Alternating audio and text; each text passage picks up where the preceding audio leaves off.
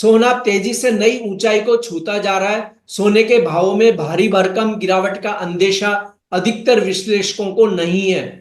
America में ब्याज दरों में कटौती के बाद अब राष्ट्रपति के चुनाव पर सभी की नजर है। राष्ट्रपति का चुनाव सोने को नई दिशा देने का बड़ा ट्रिगर साबित हो सकता है। इस ट्रिगर पर आज हम बात करेंगे पृथ्वी फिनमार्ट के कमोडिटी डायरेक्टर मनोज कुमार जैन से। मनोज जी, आपका स्वागत है। मैं हूं कमल शर्मा। नमस्कार मनोज, कमल जी। क्या सोने के प्राइस के लिए अगला ट्रिगर अमेरिकी राष्ट्रपति का चुनाव होगा? कमल जी, सबसे पहले तो बहुत धन्यवाद आपको यहाँ इस शो में बुलाने के लिए। जहाँ तक हम सोने की चाल की अगर बात करें कमल जी, तो इंटरनेशनल मार्केट में हम देख रहे हैं कि पिछले एक वर्ष में लगभग 40% का रिटर्न सोना दे चुका है। लगभग $1880 जो सितंबर महीने के लो थे गत वर्ष के, वहां से हम अभी $2650 के ऊपर ट्रेड कर रहे हैं। जी। वहीं अगर भारतीय बाजारों में भी बात करें तो यहाँ पे हम एक बड़े ड्यूटी कट के बावजूद लगभग 30% की जो है बढ़त पिछले एक वर्ष में देख चुके हैं। और कीमतें जो लगभग 57,000 के आसपास थी, वहां से हम अभी 74,000 के स्तर के ऊपर ट्रेड कर रहे हैं। तो सोने ने ना सिर्फ अंतर्राष्ट्रीय बाजारों में बल्कि भारतीय बाजारों में भी पिछले एक वर्ष में शानदार जो है रिटर्न दिया है। और निवेशकों को एक हम कह सकते हैं कि बड़ा मुनाफा जो है इस मूल्यवान धातु ने दिया है। जहां तक अगले ट्रिगर का अगर सवाल है तो हम अगर बात करें तो यहाँ पे अभी तक जो है सारी नजरें सोने को लेकर के यूएस फेड के निर्णय के ऊपर थी।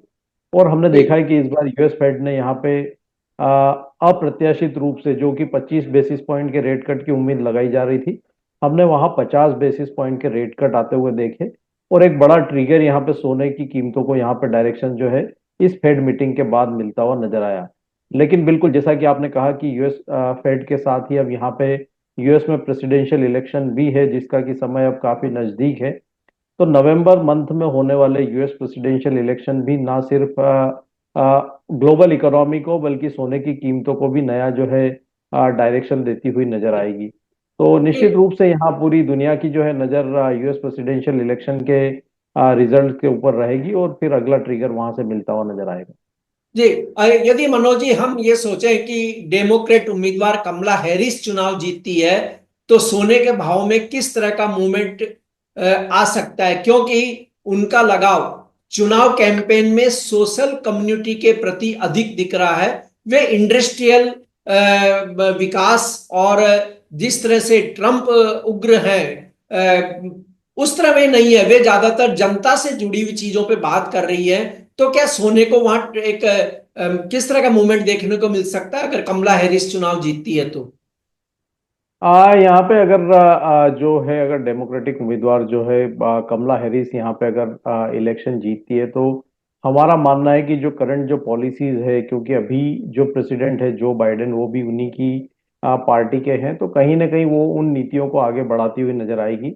और अभी यहाँ पे यूएस में चाहे वो कमला हैरिस आए या डोनाल्ड ट्रंप आए, उनका अभी जो मेन मोटो ये रहेगा कि जो अमेरिका की आर्थिक विकास की जो चाल है वो जो सुस्त पड़ती हुई नजर आ रही है, उसको कहीं ना कहीं वहां पे जो है बढ़त की ओर ले जाया जाए।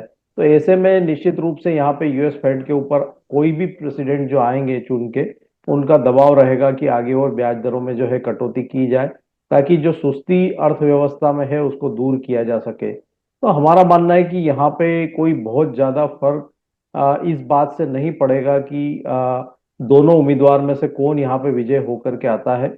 और जो मोमेंटम है वो यहाँ पे आगे भी बरकरार रहना चाहिए। और हमारा मानना है कि अगर डेमोक्रेट उम्मीदवार आई तो वो करंट पॉलिसीज को आगे कंटिन्यू करती हुई नजर आएगी, तो सोने की धार वहाँ और भी तेज हो सकती है।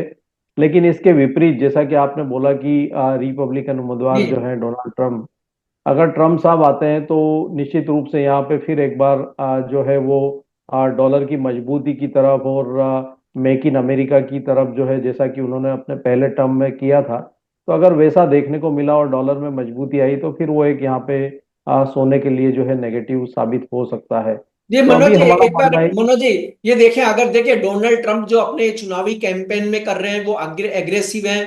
वे इंडस्ट्रियलाइजेशन के पक्ष में हैं और शायद उनकी जिस तरह उन्होंने अपने स्पीच में बार बार या बहस में कहा है, उससे लगता है कि कहीं ट्रेड वार का दौर फिर शुरू ना हो जाए, चीन के साथ हो सकता है रिश्ते कड़े हो जाए। उन्होंने ये भी कहा है कि जो देश डॉलर में ट्रेड नहीं करेंगे उनके ऊपर हम टैक्स संबंधी चीजों को इम्प्लीमेशन कर सकते हैं।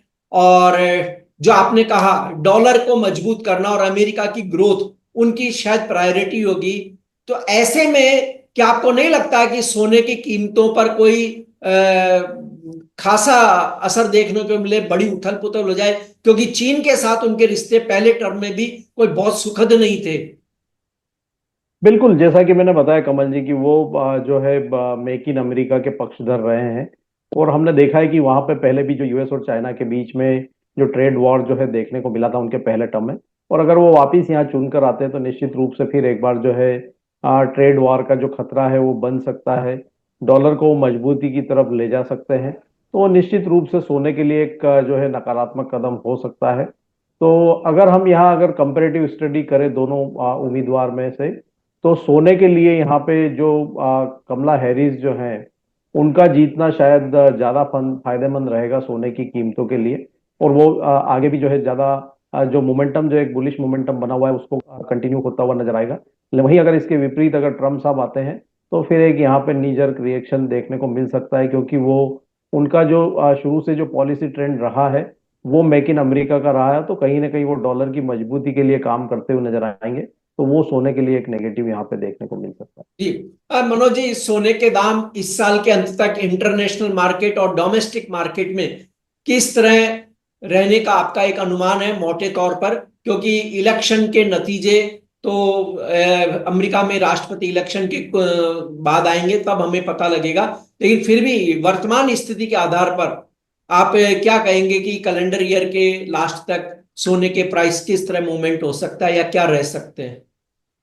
वर्तमान अगर हम स्थिति को देखें कमल जी, तो यहाँ पे जो ओवरऑल फंडामेंटल है सोने के लिए वो अभी भी मजबूत बने हुए हैं।